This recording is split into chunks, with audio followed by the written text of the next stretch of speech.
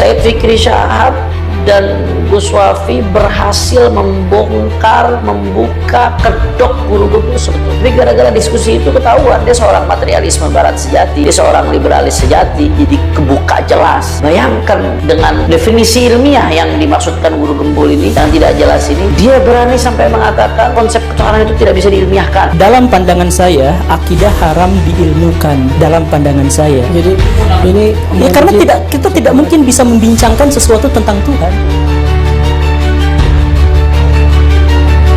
Kalau saudara Haji Madudin itu membatalkan nasab Ba'alawi, tapi kalau guru gembul ilmu nasabnya malah yang dibatalkan sama guru gembul. Assalamualaikum warahmatullahi ta'ala wabarakatuh. Alhamdulillahi wa kafa, wassalatu wassalamu ala nabiyil mustafa wa ala alihi wa sahbihi ahli sidqi wal wafa, amma ba'd. Alhamdulillah kemarin saya menyaksikan ada video diskusi di Ar-Rabitatul Alawiyah pada hari Ahad 8 September 2024 yang ditayangkan melalui Nabawi TV, diskusi antara Pak Guru Gembul dengan Said Fikri Syahab dari Ar-Rabitatul Alawiyah juga dengan Gus Wafi, singa aswaja ini, Masya Allah tabarakallah. Saya melalui video ini yang pertama ingin memberikan apresiasi kepada Guru Gembul. Salut, Anda berani datang dan berbicara langsung berhadap-hadapan, Anda gentle. Salut. Itu apresiasi saya yang pertama. Keberanian Guru Gembul patut diapresiasi. Kemudian yang kedua, saya pengen memberikan apresiasi kepada Said Fikri Syahab dan Gus Wafi, karena telah sabar meladeni Guru Gembul yang ngalur ngidul berbicara tanpa tahu arahnya kemana. Nah, hikmahnya kesabaran Said Fikri Syahab dan Gus Wafi yang tidak terpancing dengan apa yang disampaikan oleh Guru Gembul, khususnya yang berkaitan dengan apa itu standar ilmiah. Satu, pembahasan tersebut jadi tidak melebar keluar pembahasan, karena kan memang temanya tentang nasab, pembatalan nasab yang dilakukan oleh Guru Gembul. Temanya tentang tersebut yang berkaitan dengan nasab. Nah, kalau diladenin itu sama Gus Wafi sama Said Fikri, wah lebar kemana-mana, waktunya habis. Dan juga setelah itu masih ada pembicara lain, masih ada sesi lain bersama Prof. Titi, ahli filologi UI, Prof. Yasmin bin Syihab juga ahli antropologi UI, yang berkaitan dengan tema yang sedang dibahas. Sehingga ini waktunya nggak panjang. Kalau diladeni itu ya akan melebar kemana-mana. Langkah tidak terpancing itu saya salut luar biasa. Dan yang kedua, dengan tidak meladeni Guru Gembul ketika bicara soal apa itu ilmiah dan dia melebar kemana-mana, Said Fikri Syahab dan Gus Wafi berhasil membongkar, membuka kedok Guru Gembul sebetulnya. Selama ini masih samar-samar, Guru Gembul nih kemana sih arahnya? Orang masih meraba-raba. Tapi gara-gara diskusi itu ketahuan dia seorang materialisme barat sejati, dia seorang liberalis sejati, jadi kebuka jelas. Bayangkan dengan definisi ilmiah yang dimaksudkan Guru Gembul ini yang tidak jelas ini, dia berani sampai mengatakan konsep ketuhanan itu tidak bisa diilmiahkan. Kemudian juga tentang kuburan Nabi SAW, apakah Nabi dikubur di situ, itu sifatnya masih subjektif. Padahal selama berabad-abad, ya sampai orang di luar Islam sekalipun, orang kafir sekalipun, nggak pernah ada yang meragukan posisi kuburan Rasulullah SAW, karena itu mutawatir qat'i, tidak ada keraguan sedikit pun posisinya di situ. Dan itu bukan subjektif, tapi objektif yang justru nggak bisa dipungkiri sama sekali.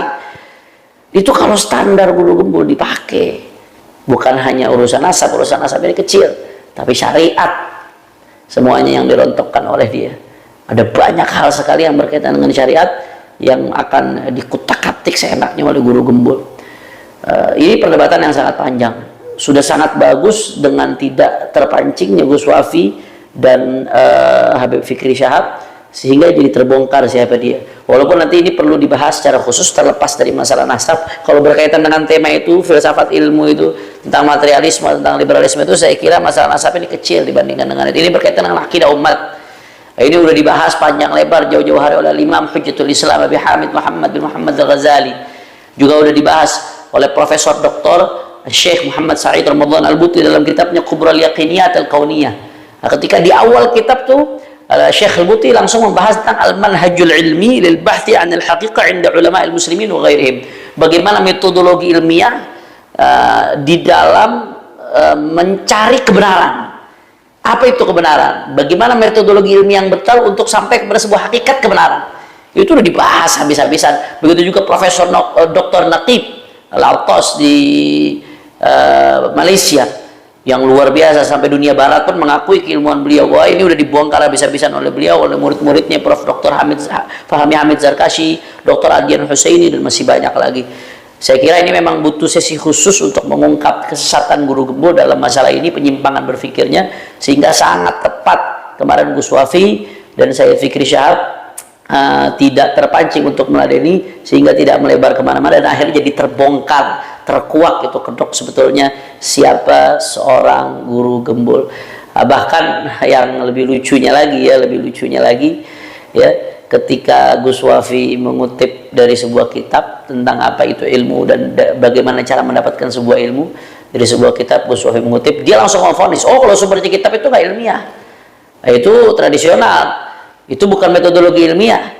Ajib, bagaimana mungkin seseorang bisa langsung memvonis tanpa melihat substansinya?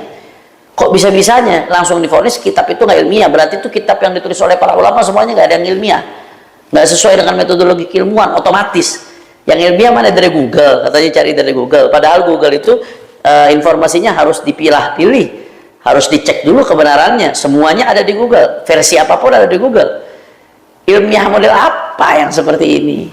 Dan lebih lucunya lagi, ya, ketika dia bicara ilmiah ngalur ngidul panjang lebar kemana-mana sampai terungkap itu kedoknya, begitu ditarik ke tema kembali ke masalah nasab, yang ilmiah itu menurut dia dengan menghitung statistik, harusnya nasab Alawi menurut perhitungan dia itu kalau mau benar antara 58 sampai 77. Kalau 39 sampai 45 itu tingkatan generasinya ya, dari Nabi SAW sampai sekarang itu meleset, nggak mungkin, kemungkinannya sangat kecil, bahkan mustahil dia katakan. Ternyata ini bertentangan dengan fakta dan data. Teori dia itu omong kosong, bertentangan dengan fakta dan data. Faktanya apa? Faktanya asyraf di dunia nggak seperti itu. Asyraf di dunia yang diakui sekalipun dari berbagai aspek itu ada yang antara 39, 41, 42 dan lain sebagainya. Dan ini nggak berbasis data. Ditanya sama Gus Wafi, ada nggak Sayyid yang dari zaman Nabi sampai sekarang, atau raja siapa gitu dari zaman Nabi sampai sekarang keturunannya yang 1500 tahun itu sampai 77 generasi, ada nggak? Dia nggak bisa membuktikan satu pun. Berarti teori yang disampaikan omong kosong, nggak berbasis fakta, nggak berbasis data. Bahkan ketika dibenturkan dengan jurnal ilmiah yang berbicara tentang ini, tentang generasi, bahwasanya perpindahan generasi itu harusnya setiap 30 tahun sekali, sehingga dalam 100 tahun itu 3 generasi, dan ini sesuai dengan umumnya nasab sada Ba'alawi. Itu dibenturkan dengan jurnal ilmiah, ternyata dia yang nggak punya dasar jurnal ilmiah. Jadi ilmiah dari mana? Bahkan kalau mau pakai perspektif barat tentang apa itu ilmiah pun, guru gembul tidak ilmiah. Jadi hanya omong kosong saja ilmiah, faktanya nol. Dan terakhir, yang lebih dahsyatnya lagi, kalau saudara Haji Madudin itu membatalkan nasab Ba'alawi, tapi kalau guru gembul ilmu nasabnya malah yang dibatalkan sama guru gembul. Ilmu nasab itu nggak ilmiah, padahal dia nggak pernah mempelajari ilmu nasab. Orang yang nggak pernah mempelajari bagaimana menilai. Maka nasihat saya buat masyarakat, pilih-pilih guru ya, jangan salah pilih guru. Kalau salah pilih guru, kesian nanti dunia akhiratnya. Nah, ini saja dari saya. Assalamualaikum warahmatullahi wabarakatuh. Dan secara ilmiah ini sudah bisa disebut sebagai mustahil. Jadi selama 1500 tahun generasi yang berpindah itu seharusnya adalah 78 kali, atau minimal banget 58 kali. Sebelum kami mulai jawab, apakah ini yang dimaksud ilmiah tadi? Ya, Raja Jordan itu keturunan ke-41. Kalau dia diragukan, itu DNA D1 diragukan semua, karena dia sampel utama. Ada lagi yang diakui, ini diakui sama kubunya Kiai Imad juga, nasab Syekh Jamil Halim Al-Husaini. Beliau bukan dari Ba'alawi, dia 40. Saya pakai catatan saya dari Maktab Demi, saya ke-42. Nasab Raja Maroko keturunan ke-40. Al-Ahdal Al-Mahdali 43, 44. Khalil Al-Musawi kalau ditambah 45, berarti generasi sekarangnya 39 atau 40. Arifai, Al-Balkhi. Jadi yang dibatalkan banyak sekali. Betul. dengan metode ini. Kalau misalnya kita terapkan kalkulasi 25 average, kalau misalnya dia di keturunan ke 58 sampai 78 berarti dia tidak logis, nggak masuk dalam kalkulasi. Semua keturunan Rasulullah nasabnya batal semua. Itu pertama. Konsekuensi kedua, kerajaan-kerajaan di Eropa juga batal semua nasabnya karena kalkulasinya tidak 25 average-nya. Iya. Udah ada penelitiannya tentang itu yang dibuat sama Richard Long. Mereka menghitung bahwa ternyata average dari jarak antar generasi tadi itu adalah laki-laki itu 30,7 tahun. Dan kebetulan kalkulasi ini sama dengan Alawiyyin, sama dengan kerajaan-kerajaan di Eropa. Sudah ada kalkulasi ilmiahnya, saya rasa ini lebih relevan untuk dijadikan rujukan. Pengen contoh dari Pak Guru, ada nggak? Oh ini loh ternyata keturunan raja ini dia hidup di zaman ini, setelah dihitung ternyata 78. Satu saja mungkin contohkan, mungkin ada Pak Guru.